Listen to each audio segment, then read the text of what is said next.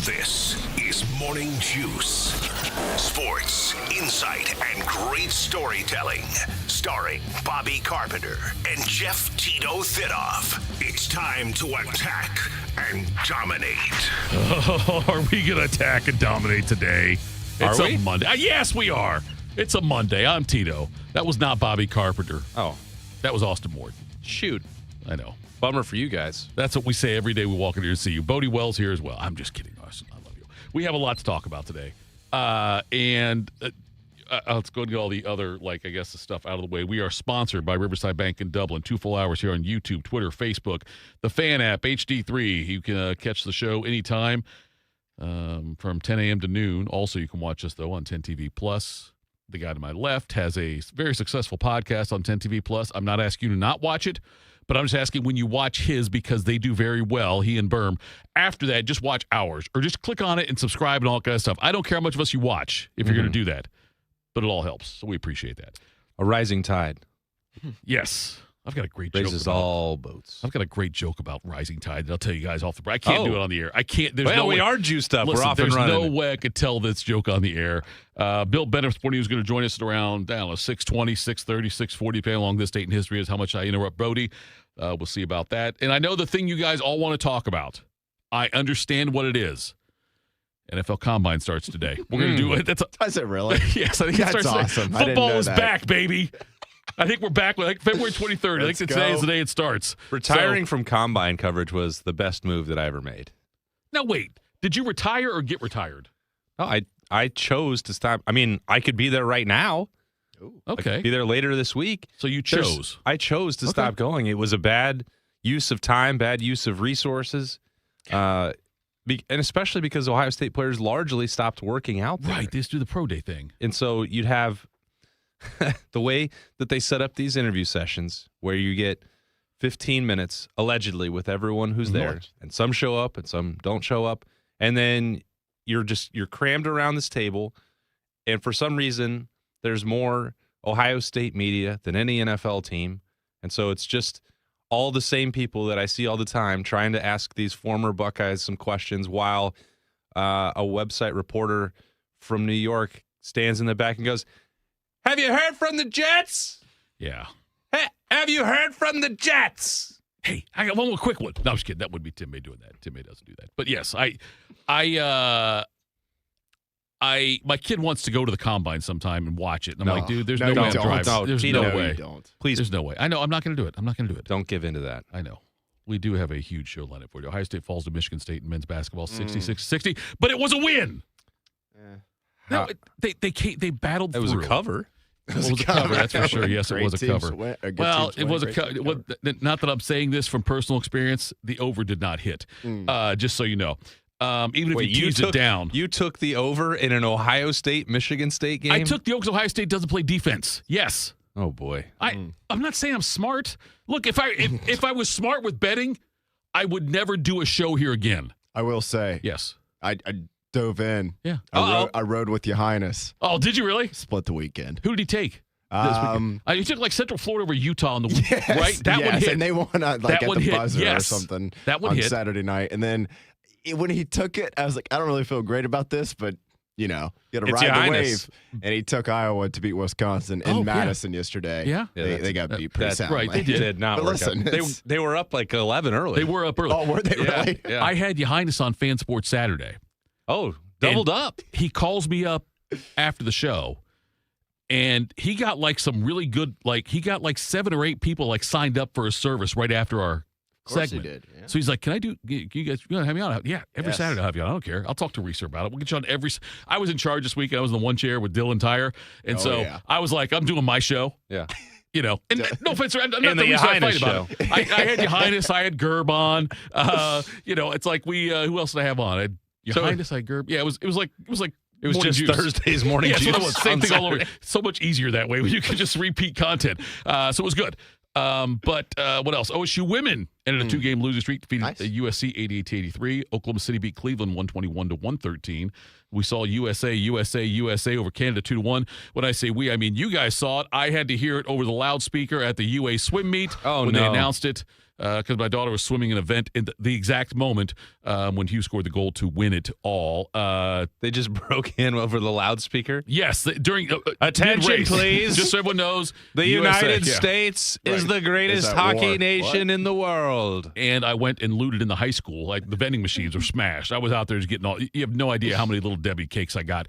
But maybe you do by looking at me. Bodie, I did not see an email about sound today. Do we have sound from the Olympics? Yeah, we do. Okay, do we have sound from Ohio State with Diebler yesterday, too? Yes, we do. Okay, good. That'll be, because I got that in the show sheet. Like, I had Yeah, anticipated I got all you. of that. Okay, that's fine. I just get the email. That's okay. I'm not trying to call you out publicly. No one's listening anyway. But I did. Sometimes with stuff, I'm just like, you know what? With every other show, I got you. get in here and look at the dad. There's the sound. Okay, that sounded aggressive, and I didn't. Well, to other shows. Not to I you, understand. Tito. Like, I don't mind you asking. I didn't know if it was you or Dylan that did the sound. I wasn't sure. It's always a crapshoot who does the sound. Is it? Yes. Like one of us is always here doing One of it. us is always here doing it. That's fine. No offense. You're listening to the right show, by the way. You can say whatever you want. Yes, like I said, all due respect. Yes, we can do that. So we'll talk. We'll hear. Apparently, we've got sound. We'll play later on. Oh, yeah, from the we US. do. That's outstanding. On the way to my son's basketball tournament game yesterday, he liked it. But I played the Herb Brooks speech about the Russians. I played the speech for him. We watched it on YouTube. Well, now we get Miracle 2. Bodie, you fired up? We didn't finally Miracle get the 2. sequel. We lost. It's okay. We lost. And we'll talk about that later on as well. Something happened. I'm not talking about you. I'm talking about the first gold medal in 46 years. It's outstanding. I know. Artie actually said to me, he said, "Wait, you had a Ruzioni on the air with you, right?" And I said, "Can we call him right now?" And I said, "Not right now, Artie. When I call him, can we call him after the game?" I said, "Well, if we win the tournament, we'll call him." Knowing we'd win the tournament. But nonetheless, that's beside the point. Yes. So at least I had his hopes up for it. We stay with them, and we shut them down because we can. We didn't shut. We did not shut down North Ridgeville yesterday. By the way, we lost. Yeah, it's okay. We'll talk. Like I say, there's something that happened pregame. Oh. No, it wasn't. It was not. I'm going to tell you because I know we hear all stuff about fights and parents and coaches, and it wasn't that. It was a funny, touching moment is what it was. I'm not as interested in that. But no, you'll laugh. Phrasing. You'll get it. All right, let's do Today in History there, Mr. Brody. Time to get smarter. Morning Juice presents Today in History. Here's your professor, Bobby Carpenter. Wells. All right, fellas, Monday. 2 days left until Bob gets back to do this. Well, you guys are counting it down. No, he does like Today in History is a big deal. Throwing it out yes, there. I know. February 23rd, 2026, the 54th day of the year. 54. Urlacher? Yep, that sounds right. Yep. 311 days left until 2027. Starting with some events What's all the way 311 back. call? When you call 311, what's that in the phone? Is that the suicide hotline thing? I don't know. I'm just asking. You got to call I didn't even know that 311 was a before you thing. drill. That's what it is. Before. Nice. Electric. Yes, that's what it is. 301. Yeah, same thing. Good pull, Austin. Thank you, Austin. Yes. Yeah, I'm You here to could have help. given me a few guesses reach at out before you that. dig. Yes, I go ahead. wouldn't have gotten that one. Text before you dig. Some events all the way back in 1822. Boston is granted a charter and officially becomes a city in Massachusetts and in the USA, I guess, Thank you. technically. Does that go in Paving the way the for Celtics pile? the greatest. Yes! For 3.5? For the greatest NBA team of all time, there it the is, Boston yeah. I knew it was Celtics. 1836, the Siege of Alamo, which was the prelude to the Battle of the Alamo, begins in San Antonio, Texas. Custer, not a leader. 1896. It's a bicycle in the basement of the Alamo. There you go. 1896, the Tootsie Roll is introduced by Leo Hirschfield. So there you go. Great song later on. I I don't think it's about the same thing. I definitely don't think I'm so. not sure. I either. go back and listen to the lyrics. Tootsie Roll, though, just it's average, right? See, Tootsie Roll's way Like, overrated. yeah. Tootsie Roll is overrated. It's it may one have of been those great Halloween at the time. candies that like you can grab a handful, which seems awesome, and then you eat them, and you're like, yeah, this is sucks. fine. Yes. Like, I don't no, really- it's not. It's worse than fine. Worse than fine. Yeah, it's Okay. not. They're terrible. If you Today's get fan listen, if somebody yes exactly if somebody gives me Tootsie Rolls at Halloween or my kid, I'm making What their about house. 8 Tootsie Roll? Whatever. I'm just saying. Play the song. Okay. 1927, United States President Calvin Coolidge signs a bill by Congress establishing the Federal Radio Commission, which was to regulate the use of radio frequencies here in the U.S. of A. Nickname was Coolio. Sure. Yeah. LL Cool J. The original. The original, right? Yes. 1945, big one here. World War II. During the Battle of Iwo Jima, a group of United States Marines reached the top of Mount Surabaki on the island and are photographed raising the American flag. That's a photo that I think we've all seen dozens of times over. Very, very cool. Very significant event there. 1954, the children, just in general, received the first polio vaccine. That worked out pretty well, I guess, depending on who you ask. I don't know. Some people maybe disagree with that. Fight polio! Fighting science always seems like an uphill battle, but nevertheless. 1967, the 25th Amendment is adopted. That is the U.S. presidential succession. So basically saying if the U.S. president can't fulfill his duties, then the VP takes over and kind of so on and so forth from there. 1968, a year later, Wilt Chamberlain becomes the first NBA player to score 25,000 points in his career. What's he, third all time? Does that right? He might be fourth, right? Fourth, okay. LeBron, Kareem, Karl Malone, and then Wilt. Then maybe Wilt. Give or take. Yeah, something probably. like that. Yeah. 1994, Cleveland Indians owner Richard Jacobs announces he will pay $10 million to change the name of the ball field there in Cleveland to Jacobs Field, and that, of course, is now Progressive Field. Still Progressive Field, right? I don't even know. I thought it was. It might be. It's it is. It's Indian Stadium. Oh, there we go. Let's still do Guardians. Indians. Come on. 1997, NBC shows Schindler's List, completely uncensored and without commercial breaks. 65 million people watch. It's a pretty strong number there. That's a strong Sunday NFL afternoon game there for that. A couple years later, got a few music here in a row. 1999, Eminem releases his major record debut album. Or not his debut album, but it was his second album, but his first major record album, the Slim Shady LP. And get my sound set up here. I know, it's multitasking. It's tough. My name is what? My name is my name is my name is What? my name is Who? my name is God, he's Had so to good. cut it off there, both for the 10-second mark you did. And other reasons. for the words. Right. Seeing how well you could beep out in the net there. Bodie does a great job with that. Hey, Bodie, we I'd trust. say good. No, Bodie, we trusted that kind of thing. Maybe We not know. great. Grew up with Slim Shady, and And Schlegs. he performed at the F1 race in Austin we went to 2 years ago, Right. and it made me very sad. Why? It was Because disappoint now us. it's old Eminem. It's And like, okay. it's not the same. I'm just telling you, it's not the It's like same. watching Jordan on Washington That's right. playing for the Wizards. I still have. It's still good, but this isn't.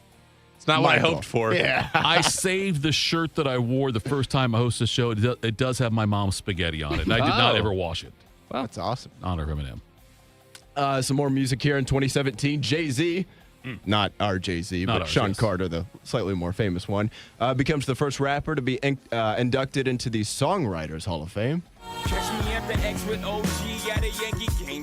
That made the Yankee hat more famous than a Yankee can. You should know I bleed blue, but I ain't a crypto. But I got a gang of walking with my click though. Well, Everyone from that song when Welcome it came to the out, Melting Pot. they thought that Dwayne Wade was going to Brooklyn after that because he made mention to. Yeah. It was tampering. He was- Jay-Z buying, air quotes, Yeah, the Nets, right. even though it was like an extremely small Yeah. stake in the team. Yes. And then people thinking that was going to send, Wade, LeBron, Right. et cetera there. You're like, You know, I don't think that Jay-Z made the Yankees hat More more famous famous than than the a Yankee. Yankees can. Yeah, Kane. you're probably right. Kane, yeah. You got to make it rhyme. Yeah, I think you're probably right. You're probably right about that. It's a hunch. I mean, it's fine to be confident and Right. braggadocious. Right. But let's bring some realism to the lyrics. Sean. And then last music one here and second to last event. Big day for Tito. I know he's a big we fan go. of this one.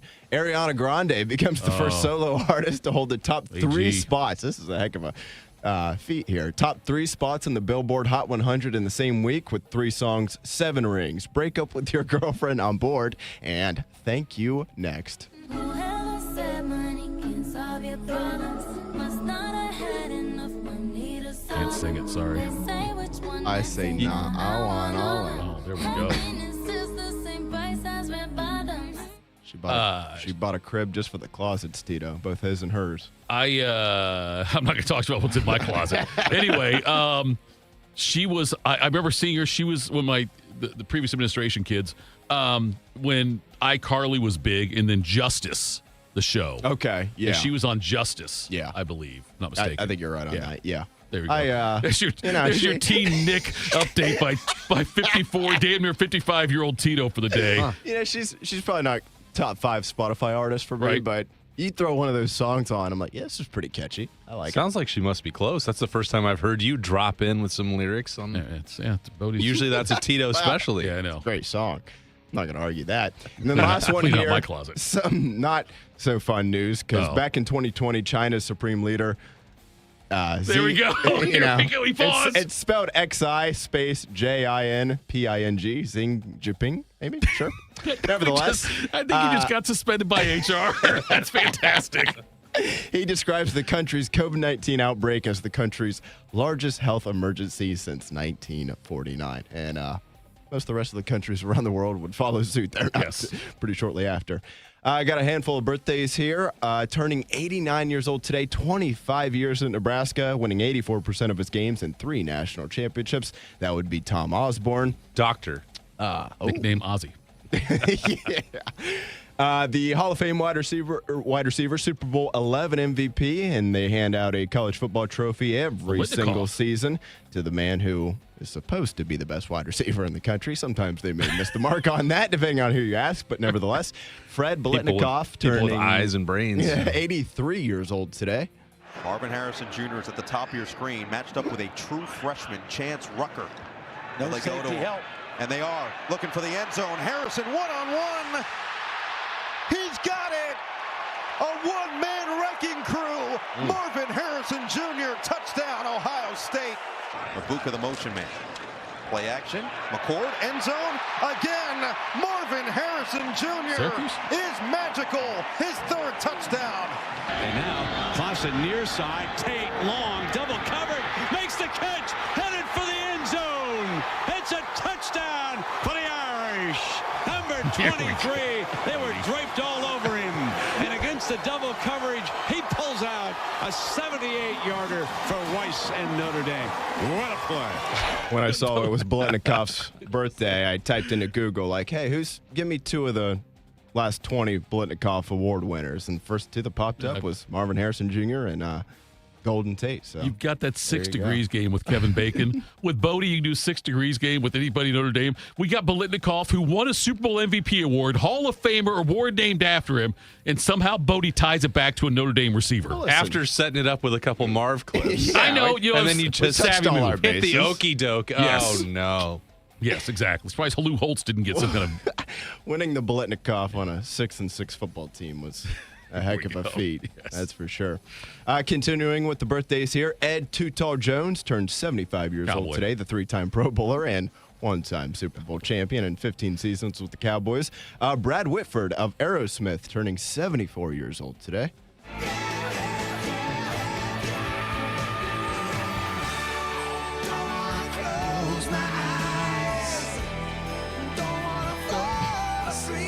Because I miss you, Tito. I know. I don't want to miss a thing. I know, exactly. Actor Liberty is 10? 8.5. 8.5, okay. Sort of close. Charlotte? Charlotte is 11. Artie's 9. Okay. I'm guessing both of you two have seen this movie at least once, or maybe a few dozen times. But actor Josh Gad turning 45 years old today. Gosh.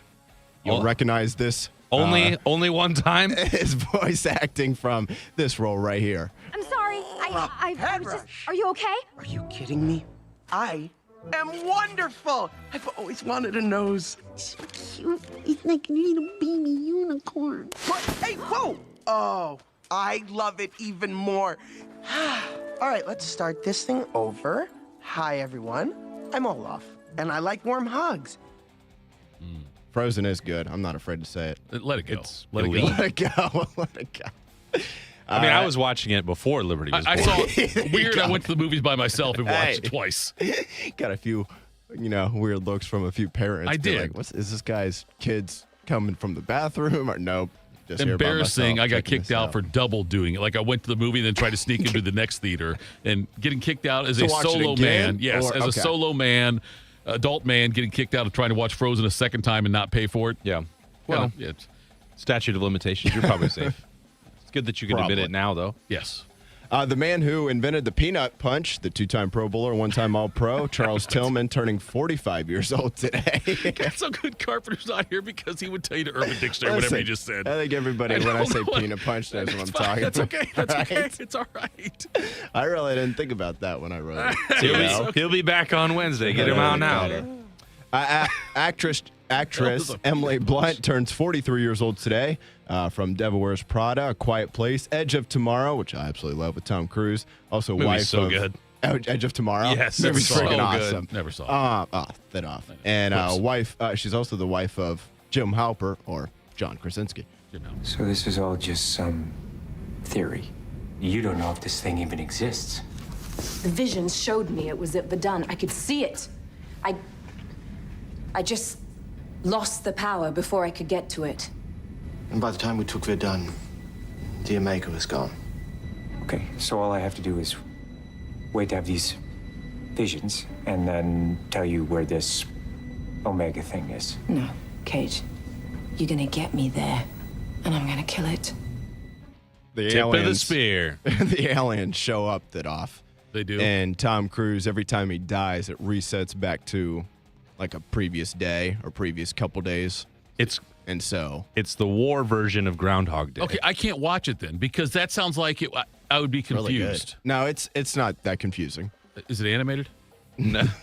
Tom Cruise. I animated. I need subtitles. No, that's Frozen. Okay, and I got to Wikipedia beforehand to see what's going to happen, so I know going into the movie what to expect. That won't help you, I don't think. Yeah, You also have might to- ruin the ending. Yeah, you got to watch it. I think there was going to make a sequel. They said. I thought I had seen that. Which look, you throw Tom Cruise in anything, I'm like, well, I'm probably gonna like Give it a shot. Exactly. Actor and comedian Aziz Ansari turns 43 years old today. Probably best known for his role as Tom Haverford in Parks and Rec. A man that I would say has had a relatively disappointing NBA career, but he slaughtered the Celtics in the 22 NBA Finals. That would be Andrew Wiggins, turning 31 years old today. Like I said, NBA champ there with Golden State. He now plays for the Heat. Number 1 overall pick back in 2014.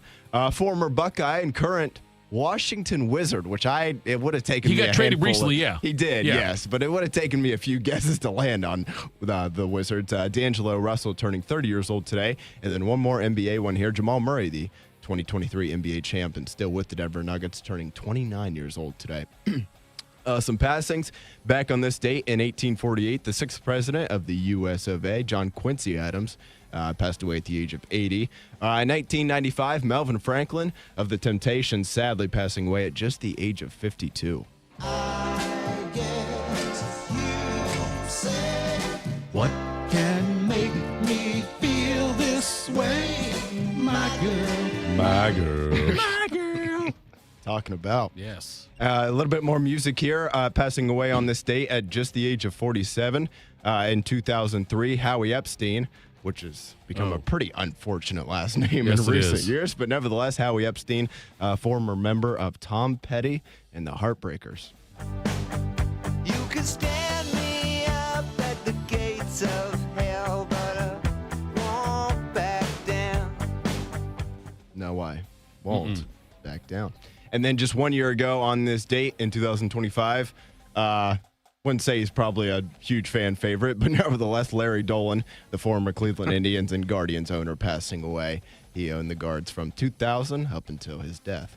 Holidays and observances today. It is National Tootsie Roll Day, National Tile Day, as in like the floor tile, National Dog Biscuit Day, which I don't know, probably a bigger day for the dogs than the people, but nevertheless, They also listen to us, though. We get great dog ratings. yeah, it's a demographic we've really nailed, I'd say. Safe to say. And then last but not least, it is National Banana Bread Day, which I think is fantastic. That's what I got for you guys. February 23rd, 2026, the 54th day of the year, 311 days left until 2027. Wow. Well done as always, Lieutenant. We got to get a rate. If Bobby's the general, I'm the corporal. There's no doubt. I'm like an NCO. I'm a non-commissioned officer. I'll be down. The NCO will be a sergeant. I mean, below that. I'm an E4. Yeah. I got to believe it makes Bodie probably a lieutenant or a captain. I think he's the colonel. The colonel. Yeah. Okay, he's the colonel, Bodie Wells. Well done as always, Colonel. Coming up next, We'll be joined by Bill Bennett for the Sporting News, and we'll get his take on Tootsie Rolls. We'll do that next. Morning Juice. Hey, it's Bobby Carpenter. You don't want to start the new year off hurting. You don't want to start off the new year getting surgery. You don't want to start off the new year dealing with trying to plan something out into the future. What you want to do is get healthy. So what you want to do is go to my friends over at QC Kinetics. Dr. Tesner and his team, the medical pros at QC Kinetics right here in Columbus, they can deliver regenerative treatments that actually help your body repair the areas that are causing you pain. Those achy knees, hips, back, shoulders, whatever it is, they can help you get ready. So instead of those invasive operations, it's going to sideline you all of the early year. Go check out our friends at QC Kinetics and see if they can help you today. Imagine moving better, being stronger, planning your year, doing what actually you want to do. So don't wait. Call 380-208-4544. That's 380-208-4544. They have offices located in Dublin and Gahanna, and they're already there for your free consultation. So go check them out today. What does it mean to give 100%? It means giving everything you've got, every single day. That's why the V Foundation gives 100% of every dollar donated directly to cancer research. So no matter what you give, we give 100% for life-saving research victories, 100% to making new discoveries that lead to innovative treatments, 100% to groundbreaking cancer research that could one day save someone you love. We know cancer research is working.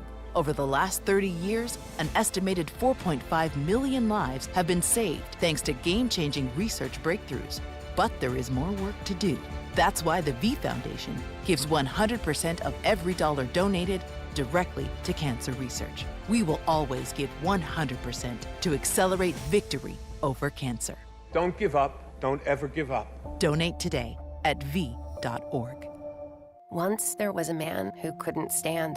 A mom who couldn't wait. A scientific community that said it couldn't be done. And then you. And then I. And then we brought neuromuscular disease into screaming color with the Muscular Dystrophy Association. For 75 years, our voices have thundered through the halls of Congress. We've willed the impossible into existence. We've pushed the science, raised the funds, shifted the narrative, and transformed the reality of life with neuromuscular diseases. For 75 years, we've built communities together, established the field of neuromuscular medicine, and made it thrive. Call that a legacy. Call it impact. Call it momentum. Just call it ours. Because it's the generations of community heroes that give MDA the strength we have today. And until neuromuscular disease is a thing of the past, you couldn't stop us if you tried. Join us and celebrate 75 years of breakthroughs at MDA75.org. One man is a national champion, NFL veteran, and local business leader. The other man is Tito. This is Morning Juice. Sponsored by Riverside Bank of Dublin. Here's Bobby and Tito. All right, Morning Juice. No Bobby, it's Tito, Austin, Bodie, and now it is Bill Bennett for Sporting News joining us here. And Bill, you know, Bodie and I had a Ruzioni on an interview for our show before the Olympics got underway there. I know you did an article on him, had a chance to talk to him, and I was reading through that, and I saw some great quotes from him that I wish that Bodie and I gotten out of, and that's okay. We're not going to be bitter about it. But nonetheless, what was your takeaway from interviewing a Ruzioni?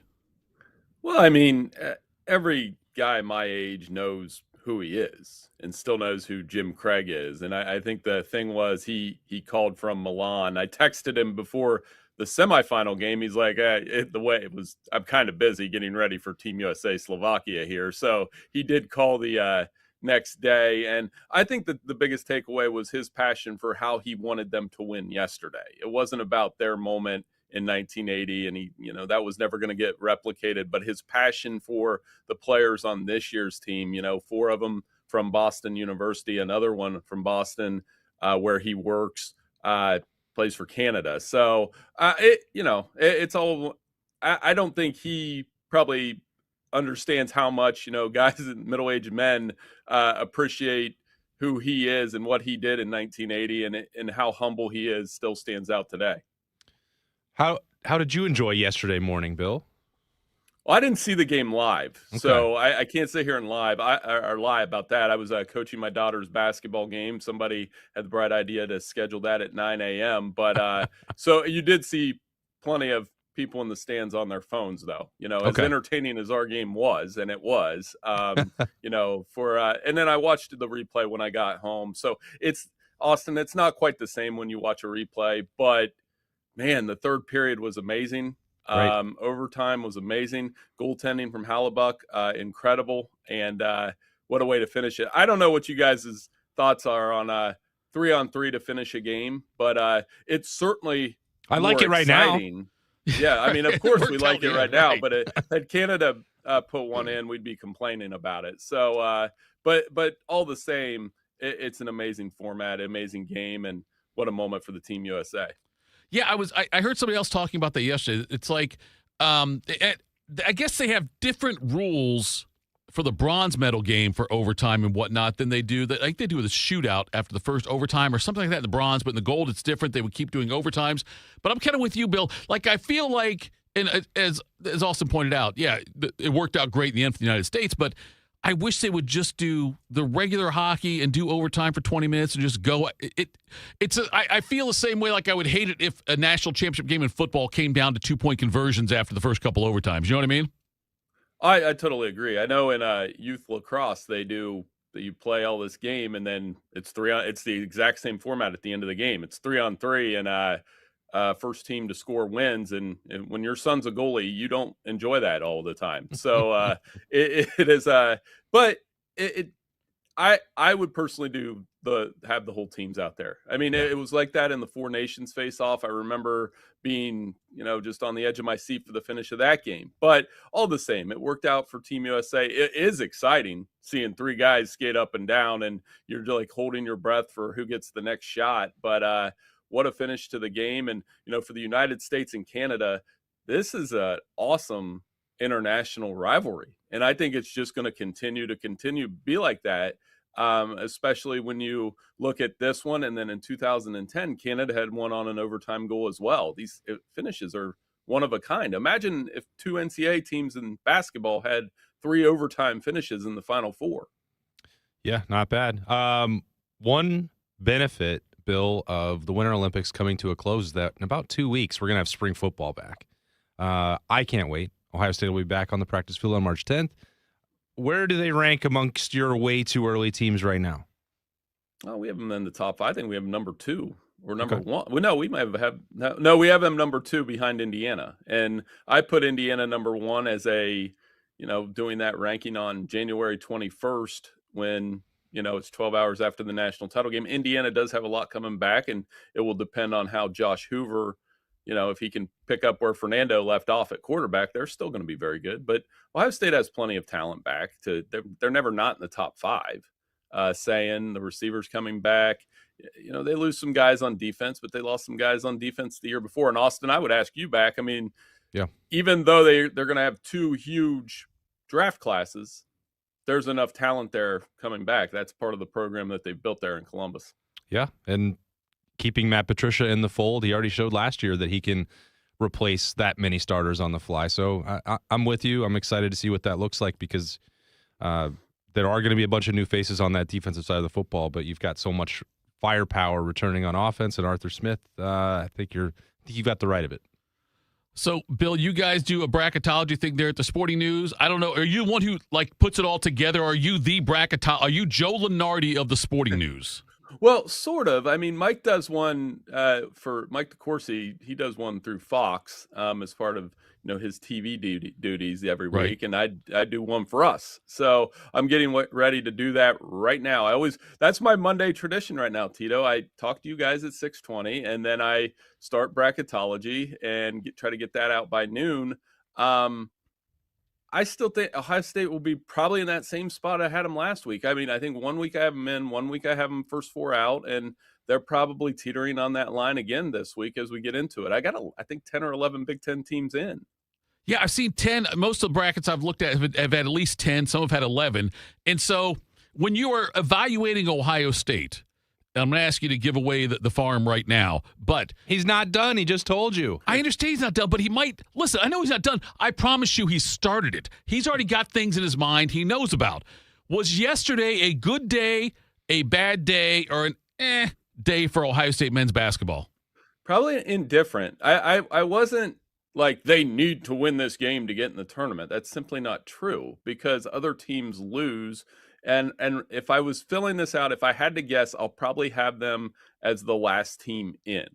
But there's still work to do. They need to, win against a quad one opponent. That's going to be the thing that everybody brings up every time. And that gets over talked about, sure. But they still have winning record in the Big Ten. Indiana had a bad week. That's something you have to consider. Indiana got blown out twice. USC Take that, didn't have a Signetti. great week. Sorry. They better hire Signetti, right? It's a football school. And something to keep in mind as we get into this is there's two teams to watch. We had the Miami at-large discussion last week. I still think they should be in. If they're 29 or 30-1 and their only losses in the MAC tournament, they should be in. St. Louis is another one a lot like that. They've lost 2 games. They could steal an at-large bid if they lose in their conference tournament to like VCU. So those are factors in March later that could push Ohio State off the bubble if they don't score 1 or 2 of those quad one wins, which, whether it's the end of the regular season or Big Ten tournament, they are going to have to get a couple of those. It's interesting, Bill, how you look at the way we talk about the NCAA tournament resume compared to the college football playoff, where you do have a larger sample, obviously, for basketball, but then we'd always get into arguments, well, is your quarterback playing for the football team? And Ohio State's gone through this stretch the last 2 weeks without John Mobley. They played without Devin Royal yesterday. It's like, well, you're not going to get extra credit for playing Michigan State close. Like, you don't get silver linings or injury dispensation from that basketball selection committee. Oh, you're absolutely right. And but on the flip side, I think we focus less on the win-loss total in college basketball. I mean, you have 14 lost teams get in the tournament, that type thing, 18 and 14 type teams. Whereas right now in college football, and it's a trend, we talked about it a little bit last week, and I'm not liking it, where Ohio State canceling, if Ohio State and Alabama gets canceled, or if Ohio State and Georgia gets canceled, or all these non-conference games because we're just focused on wins and losses. I would rather watch. I think Ohio State's schedule, as tough as it is next year, is going to be an amazing watch for fans. You can't, if they go 9-3, they probably still should get in the playoff, depending on who those wins and losses are to.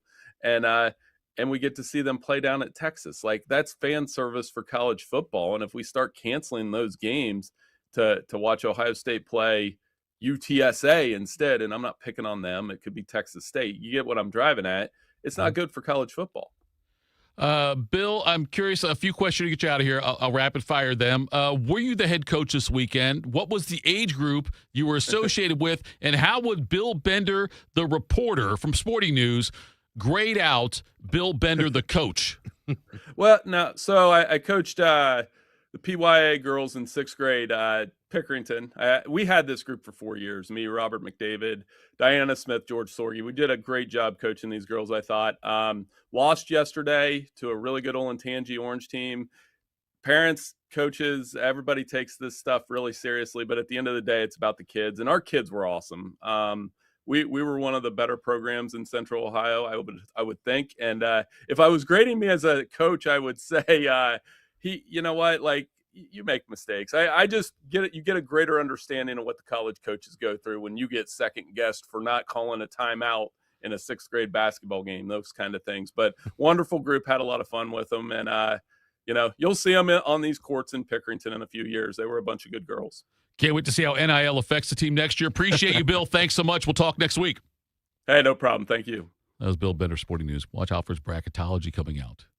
I'm gonna aggregate it as soon as it comes out. Is bracketology in Webster's dictionary?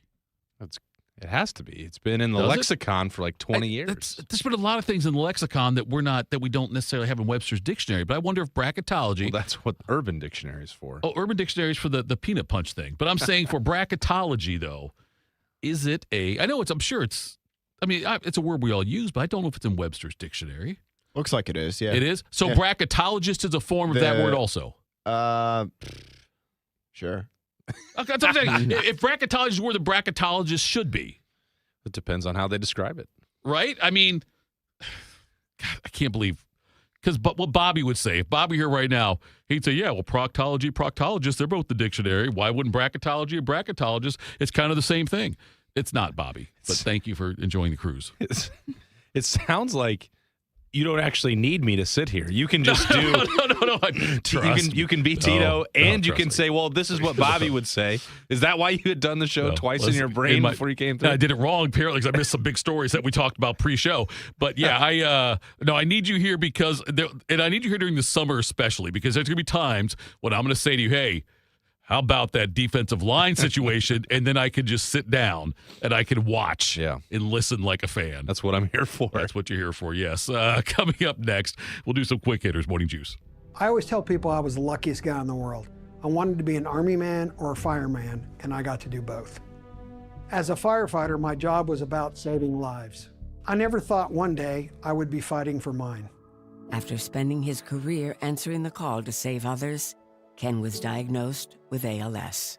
Now he's facing his biggest battle, for more time. For 70 years, Muscular Dystrophy Association has been answering the call to help people live longer and more independent lives. MDA means to me hope. MDA is leading the way for people living with ALS, muscular dystrophy, and other neuromuscular diseases by accelerating research, advancing care, and advocating to empower families like Ken's. I wouldn't be living as good of a life with ALS if it wasn't for MDA. MDA is helping people live stronger and love longer. Learn more at MDA.org today. Hey guys, 13-year NFL veteran and Super Bowl champion Jason McCourty here. And I'm the Innovation Ambassador at FAIR, Food Allergy and Research Education.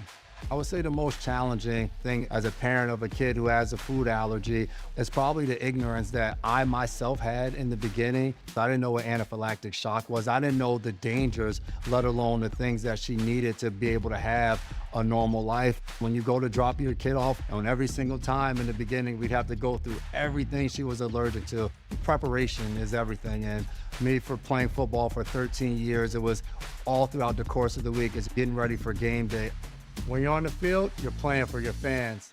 At home, you're playing for your family. My playbook, read labels, keep it allergy friendly, and have an epinephrine nasal spray as a backup plan. Because when my family's safe from food allergens, that's the real victory. Visit foodallergy.org to learn more. My mom is a veteran and she was injured in the line of duty. I hurt my leg in a training accident when she was only 2 years old. She had 7 different surgeries over the span of 9 years, and there were tons of complications. I couldn't be the mom my kids needed me to be. She missed so much. After my last surgery, I got an infection so bad I thought it was going to kill me. I told her she couldn't leave me yet. There was still so much she had to see. I hadn't even graduated. I'm doing much better now. I may have lost my leg, but I've gained so much. I'm an active part of my kids' lives. She can kick a mean soccer ball. DAV's been there for me and my family. Through thick and thin, they've had our back. Every year, DAV helps more than 1 million veterans like Sandy get the health and disability benefits they've earned so they can achieve victories great and small. My victory is getting my life back. I got my joy back. We got our mom back, thanks to DAV. Support more victories for veterans. Go to DAV.org. Bobby Carpenter, husband, father, Buckeye. Jeff Thitoff, husband, father, idiot. This is Morning Juice. Morning Juice. This is where Bodie's always in control, but this is where he's really in control. Morning Juice presents Quick Hitters. All right, fellas, happy Monday. We'll start with a little college football here with a 16-0 season and a national championship now under his belt. Curt Cignetti's new deal at Indiana has been Tito's finalized. And Mr. Googleby will be making $13.2 million through the 2033 season. Yeah, something like that. What have you done for me lately? That's an increase from 11.6, and at $13.2 million, Cignetti joins Kirby Smart and Lane Kiffin as the only college football coaches making more than $13 million a year. Indiana has also awarded new multi-year contracts to its coordinators, Mike Shanahan on offense, and then Bryant Haynes on defense, who last week won the Broyles Award as the nation's top assistant. Austin, a pretty well-earned deal here for Cignetti, and I don't think the Hoosiers, maybe not national championship every year, but I don't think they're really going anywhere on the national landscape. They've certainly proven that they will invest in the football program, and this is a pretty interesting deal with Curt Cignetti because they had to give him the massive raise back in October when it was And when Penn State fires James Franklin, they could go after Curt Cignetti. We better protect him, and they did. And give credit to his agent. Give credit to Indiana if you want as well for being willing to make this deal.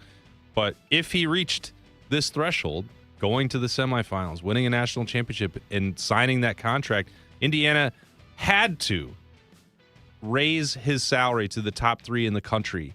And Lane Kiffin reset that market as well by going from Ole Miss to LSU. So they had 120 days from, I believe, the semifinal to put this deal in place and finalize it with him and raise his pay even more. To get 2 multi-million-dollar raises in a span of 3 months, what a dream. Okay, so just so, and you know this more than I do. You could say about anything. I know. But in this, yes. Okay, Cignetti's deal, he has to be a top 3 paid coach. Forever. Yeah. Okay. Forever. Other coaches do any other coaches have that? Does Lane have that kind of clause in there? I don't know. I have not seen Lane Kiffin's. Okay. I know that I remember there were certain parts of that contract clause that I remember the reporting of in October, and I just didn't really even think about it again with Curt Cignetti. It's like, well, that's interesting. And Indiana's going to fund this program at that level forever because, we talked last week about Indiana and the basketball school and trading all that stuff. Right. They're putting their money where their mouth is in terms of football investment, not just, as Bodie said, Curt Cignetti's deal, but also with their coordinators. So they're going to have to keep competitive with that because Marcus Freeman's getting raises in the offseason. Ryan Day is going to be due for another raise. Lane Kiffin will probably parlay 1 year at LSU into interest from USC again. Yep. And all these things will continue to escalate. But there will be a ceiling, I'm sure. But Indiana's going to be helping set that market as long as Curt Cignetti's there. But what's going to happen if, say, Freeman, Kirby Smart, Ryan Day, Curt Cignetti, Lane Kiffin. I'm thinking if they don't Steve match Sarkisian. Yeah. If they all have clauses in their contract, hey, I've got to be a top 3 paid head coach. There's no ceiling then because you can, if Cignetti all of a sudden, or if somebody in the bottom 3, I should say, the fourth, 5th, 6th, jumps up into top 3, the other top 3 that have clauses have to get raises. Well, they don't. They have an option to not do that. Okay. And that is your buyout drops to 0. Okay. If you don't match it. So they could stop and they say, well, we're tired of this. And if someone else is going to pay you $13.2 million, good luck going to find them. I agree with you. It's silly. And we look at all of these issues. Athletic directors are their own worst enemies. We can't control the spending. Right. In this area, you can. It is coaching salaries and then the ridiculous buyouts. They just can't help themselves. If Indiana wins one more national championship, then I'll believe. They need to win another one. I think that's totally fair. Yeah. If they do the impossible twice. Make it take it. Yes. If they don't do it, then I'll say they're a fraud. If they lose the championship game. Speaking of earning themselves a new deal, Seahawks wide receiver Jackson Smith and Jigbo will become extension eligible this offseason. And coming off of the season both he and the Seahawks had, he has a simple request. He wants to be the highest paid wide receiver in the league. In an interview with WFAA in Dallas, back in his hometown, JSN told him, I'm not really too pressed right now to get the deal done. I know my time is coming, and when we get it done, it's going to be a great deal. I believe I deserve to be the highest paid at my position, just what I give to the game and the community. I give it my all, and I think that's worth a lot more. After a 119-catch, 1,793-yard, and 10-touchdown season, JSN would be looking at $41 million a year if he were to become the highest-paid wide receiver in the league. That's because right now Jamar Chase is the highest-paid wide receiver in the league, making just over $40 million per season. Tito, if JSN does cross that $40 million per season mark, the fact that the Seahawks have and I'll use air quotes here, cheap quarterback, with Darnold making $30 million, mid $30 million, that'll certainly help get a deal done. Darnold right now should be calling the Seahawks GM, owner. Well, I guess we don't know who the owner's going to be soon. And just say, let's get this JSN deal done. Let's get it done. Because JSN, here's $10 million of my money. Yes. Please give it to Jackson. Not a knock on Darnold, but having JSN does make Darnold a better quarterback. And so what JSN's able to do, and it's not with Joe Burrow as quarterback. Again, no offense, Sam Darnold. It's not in a dome. With all due respect. Right. It's not in a warm weather place. It's not easy to be a great receiver in Seattle especially with a quarterback who's not in the top 10. And wait, you think Darnold's a top 10 quarterback? I would say by now he probably is. At some point, like... Sounds like we should run him down. Who's the best quarterback? Okay, Allen. Tear up the show sheet. Okay, Here we go. Allen. Quarterback rankings. Who's better than Darnold? Allen's better than Darnold, right? Allen's 1. Burrow's better than Darnold? Agreed. Mahomes? Agreed. Okay, that's 3. Mahomes, he doesn't even have an ACL. I understand that he doesn't. Jalen Hurts? I would take Hurts over. Okay, Darnold, Hurts over him. yeah. Jordan Love? I don't know that I would take Jordan Tito, Love just over get Darnold. Lamar Jackson? Get to the point and ask him about Dak versus Darnold. I'm waiting on this. Lamar Jackson? I'd take Lamar. You take Lamar. That's 5. Okay, that's 5 so far. Okay, would you take Dak? I don't know. I would take Dak. Dak certainly had more longevity, but he definitely hasn't reached the peak. Would you take Stafford? Yeah. Okay, that's 5 or 6. Justin Herbert. Herbert? No, I wouldn't take Herbert. You wouldn't take Herbert. Baker. No. You wouldn't take Baker. Well, that was a quick no and a guffaw. Also, the guy won the Super Bowl, man. I understand. This is a Detroit. Okay. Speaking of Detroit, Jared Goff. That's the thing, though, is like him and Goff, I'd say, are living in the same neighborhood. Okay. Like if you were to put one at 9th, then I'd put the other at 10th. And Trevor vice Lawrence? versa. No. Brock Purdy. Don't think so. Let's say you had the option of choosing Sam Darnold or J.J. McCarthy on your team. Okay. Jay Daniels? No. No. Bo Nix. No. Drake May. Maybe. Maybe. That's a good way. I like how you did that. That was Drake really good. Drake Maybe. That might be Drake May's nickname from now on. I think that I would say that I feel like maybe if you it's- say top 10, though, he's like 9th or 10th. Okay. Like, and to me, like when you start ranking them, if you put a guy at like 12th, like, well, see, not top 10. You're like, well, I don't know. You could probably interchange 7 through 12 or whatever for the most part. Robert in the chat says Caleb Williams. Not yet. No. Not yet. You wouldn't have there. Am I missing anybody that's obvious? But there? once again, Caleb's another guy that it's Yeah. like if you said you take Caleb, I wouldn't like argue with you. They're probably in the same whoever same tier there. You got to have Zach Wilson in the conversation. Zach Wilson in the conversation. Yes, you got to have a good backup. You're not putting Rodgers there. You're not putting. I'm trying to think. Who else? Who am I missing? Is there some? Is there other starters? I mean, you like Tua or Quinn Ewers. You're not taking Tua. You're not taking. You're not taking the cat in Arizona. Name's Kyler Murray. Yeah, you're not. Who taking nobody him. wants right now. Nobody wants Kyler Murray. Jackson Dart. You got Jackson Dart in there. I don't. Daniel Jones, you're not. I mean, look, Darnold had 2 good years. Daniel Jones had 1 good year, right?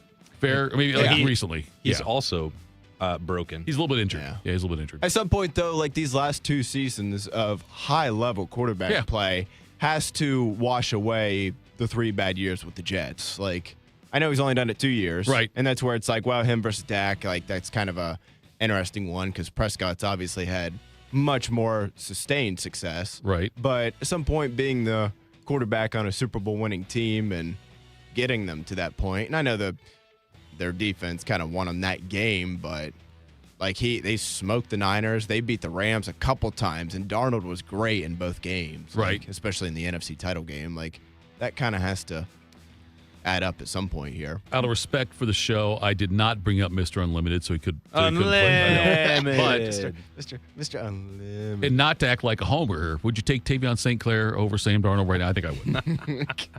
It's an interesting It's worth a debate. conversation. Yes, it is. That's another segment.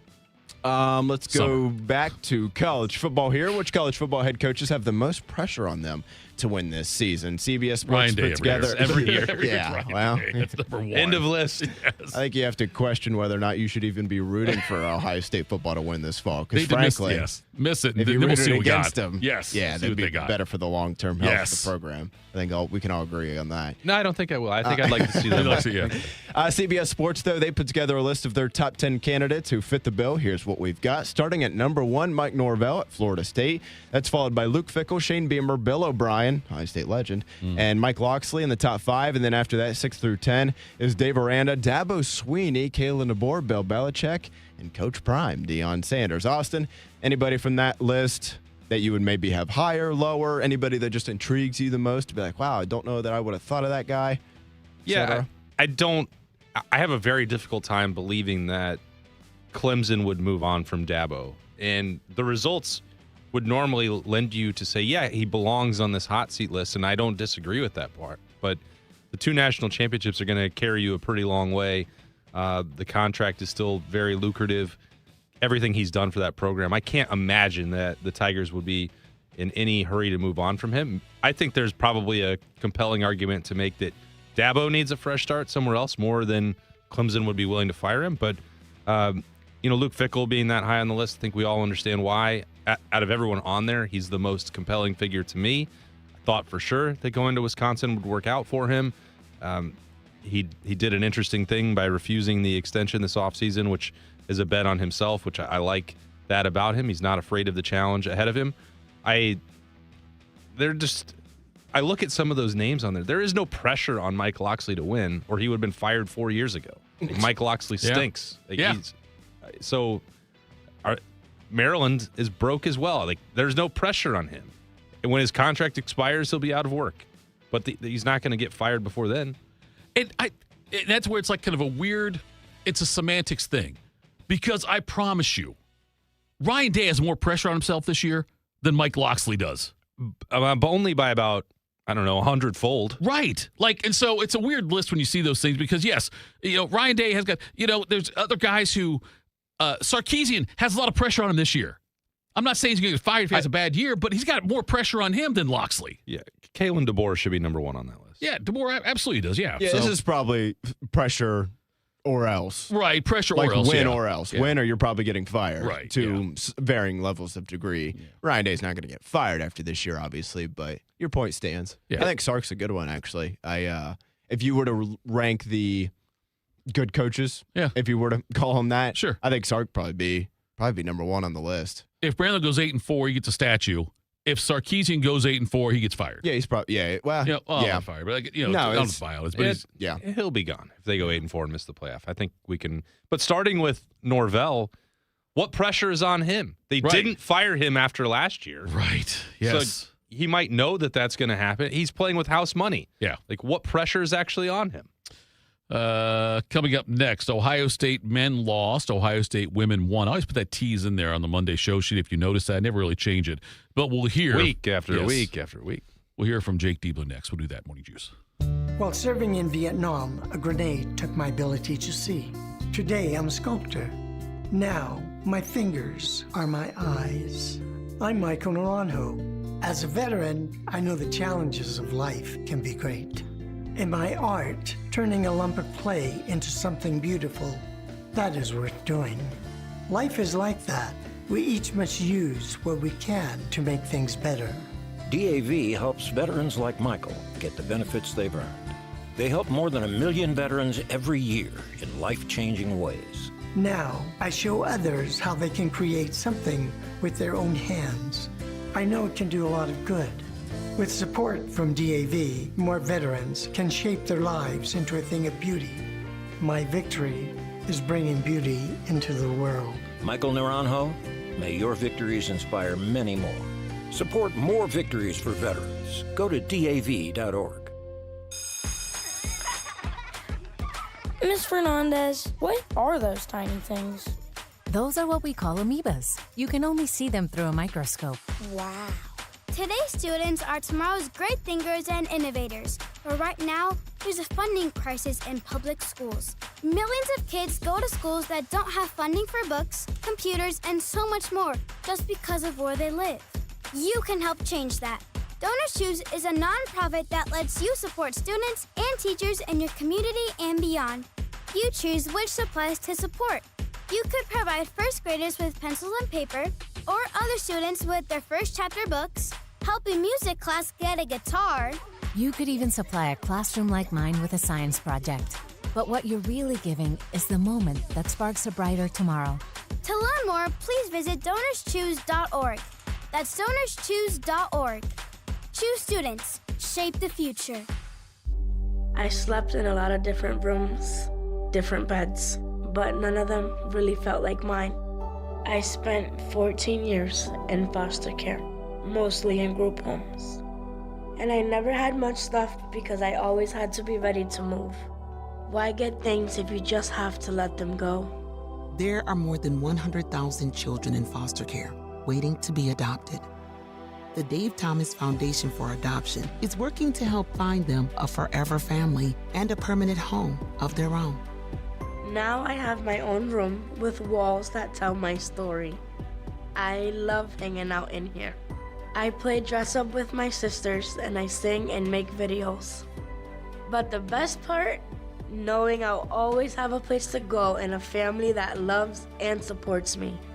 If you have room in your home or your heart, see how you can help at davethomasfoundation.org. Proud to be your go-to sports addiction. WBNS, WBNS FM, HD3 Columbus. The Fan 3, Ohio sports destination. One man is a national champion, NFL veteran, and local business leader. The other man is Tito. This is Morning Juice. Sponsored by Riverside Bank of Dublin. Here's Bobby and Tito.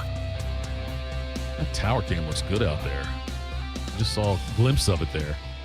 Thanks for getting, folks. Better than last week. Yeah, better than last week. We had darkness, like Charlie Murphy. Different shades of gray throughout the show. We did have some things going on there. Yes, 50 shades even? Yeah, maybe 51. We'll see. Close. Ohio State men yesterday. No, don't do that, Brody. I think it was. Were you guys not going to tell me my collar was tucked in? Like my vest was tucked in. No one said a word. We're wearing the same vest. You didn't see it? I thought it was so that you could see me better. Okay, I'm just... So it didn't hurt your neck when you were turning over to look at me. I am a guy who, if I am walking anywhere, and I see somebody with another dude with the back of their shirt, like kind of the collar tucked in, even if I don't know the guy, you're pulling it out. I'll fix it for him. I think that guy knows what he's doing in life. That's a little creepy. Yeah. Like a little DJ Paula D. It's like it's like the male adult version of It Takes a Village. I don't hope you guys are saying to me, look, I hope I'll tell you this right now. Yeah. I would hope no other man at any point walks up and tries to touch my shirt without some sort of like, hey, by the way. Okay, then maybe it's creepy. If I see your fly down, I'll tell you, hey man, you're flying. Not that I'm looking down there. Okay, well that's different. Okay, you're then you zipping up my fly for me. Exactly. Okay, that's fair. You want to tell me like, hey man, it looks like your collar's popped up or your fly's down. I'm fine with that. I wouldn't do it with a woman. I would.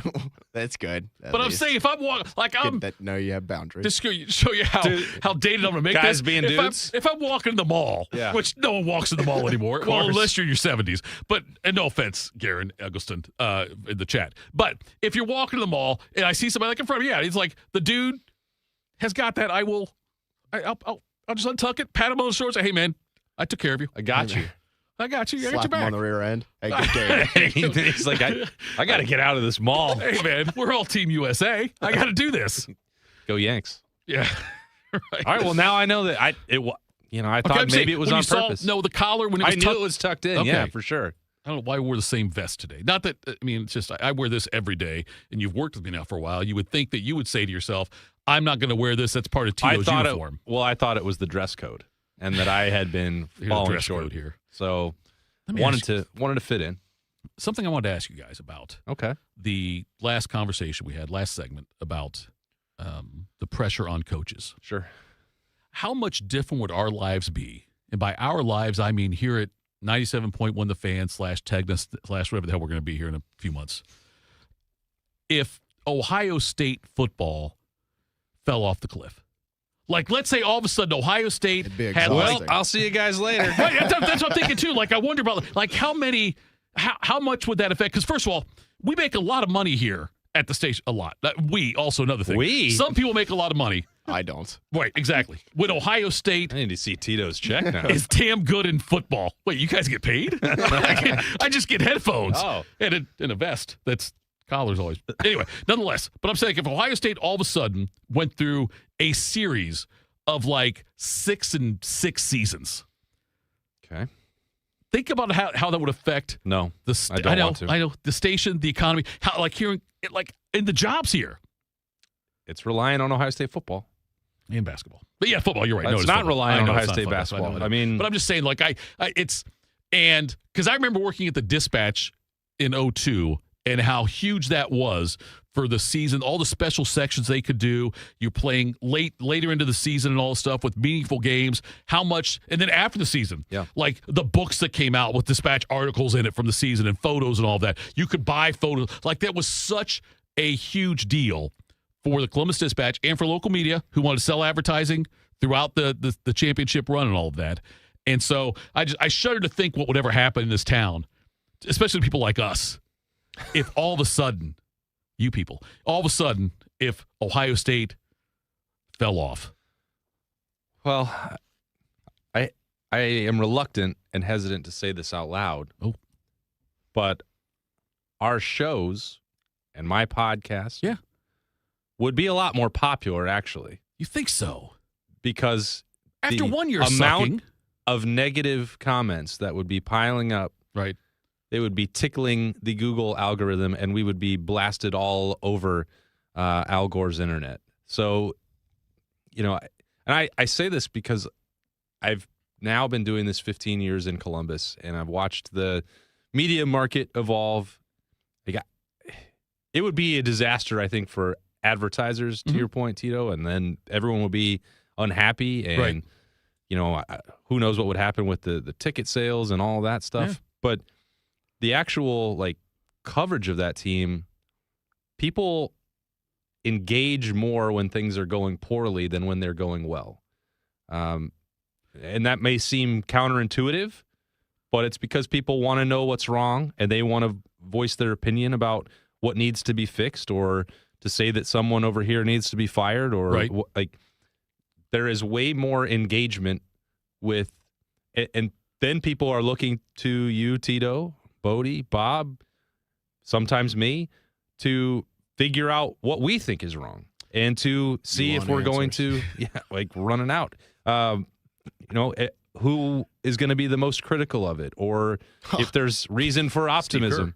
Well, I can think of a couple people at the station that would run to the top of the mantle, say, "I got it, guys, don't worry." It would be covered. There's no doubt about that. But I when they lose, and you can see that every time, the numbers skyrocket. Yeah, I do, and I think even just looking at just the regular season, obviously postseason 2024 went much better than last year's postseason, but the Oregon loss, and then obviously anytime you lose or beat Michigan, it's a big deal. But having just some more competitive games. I mean, let's call it what it is. Ohio State's regular season last year was large in part mostly boring outside of the first game and the last game. And that was credit to them. They went out there and handled their business, and they consistently, schedule was a little lighter, but even some of the better teams that they played, they completely worked them. Pretty much every game, fourth quarter, outside of Texas and Michigan, and frankly, even the Michigan game was handled. But obviously that game's a big game no matter what. But the Oregon loss the year before, they barely beat Nebraska at the shoes. Does that sound right? Yeah, and then losing to Michigan, there was definitely more, I think, intrigue with that. I do think there'd be a drop-off point, though. Yeah. If they went 6-6 next year, 7-5, I totally agree with Austin. Our shows and whatnot, viewership would be off the charts. But if that happened for a decade, right, 3 or 4 years ago, I think it would change. Eventually, people I think would be just well, I guess we're exactly that. And I was gonna bring up basketball though. Honestly, I think if this team loses yesterday's game and it was their third loss of the year, it'd be we're screwed. What's wrong with Diebler? We're done. This team can't win in March. But instead, yesterday was kind of just a little bit of Groundhog's Day, where it's yep, Bruce was awesome. Yep. Nobody else really showed up, and we barely lost another big opportunity at a quad one win. Two things that I didn't expect would be talked about on today's show is Strange Mail fixing Strange Mail's collar, and also the word tickling coming out of the mouth there of Austin Ward in the same segment. That's awkward. But yeah, the Ohio State game yesterday. This is the show for this creepiness. Is the show you want, yes. Tickling 7-5 Ohio State football team in the future, maybe, and fixing other men's collars unexpectedly in the mall. What a All segment. good things, yes. That right there is the one that I think we'll cut up and send out today. Ohio State yesterday, Bruce Thornton scored 32 points. No Devin Royal. No Mobley, still no Knoll.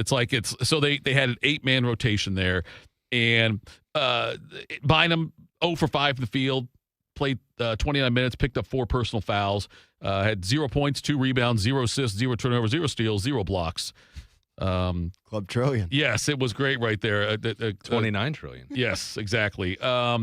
Tilly is the only other Buckeye in double figures 10. Like I say, Thornton was unbelievable again. Here is Jake Diebler after the game talking about, because they did make it close near the end.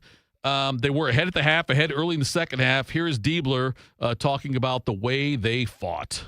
Yeah, I think the culture and, foundation of our programs stood firm today. We battled with great toughness. We played together. We were connected, and we handled, adversity for the most part really well. But, the thing I told our guys, we coach in truth here. And the truth is we battled really hard. We played tough, and we played, we helped each other throughout the course of the game, but the truth is we also didn't execute at the level, at times in the second half that we did in the first half. So those are the things that we got to own and continue to improve on. But I'm proud of the way this team fought and battled and guys stepped up. I like the way Bender put it. I don't think it was a loss for Ohio State. I don't think it was a win for Ohio State.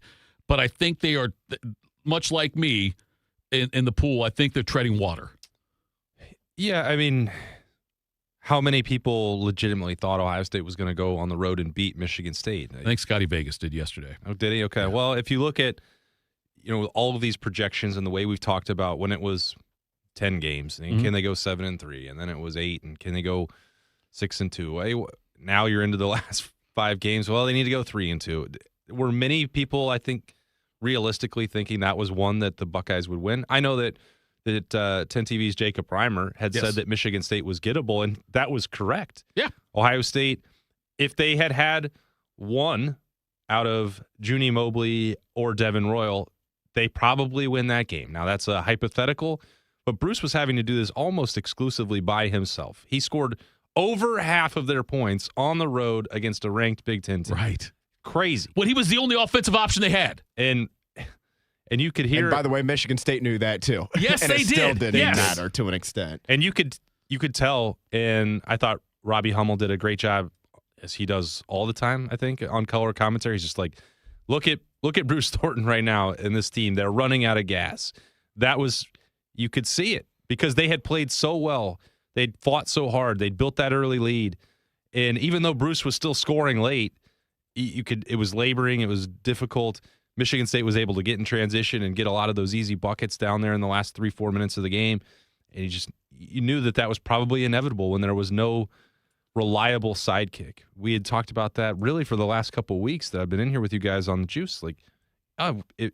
Against Virginia, if Devin Royal had done anything, you maybe steal that game. Yeah. Didn't happen.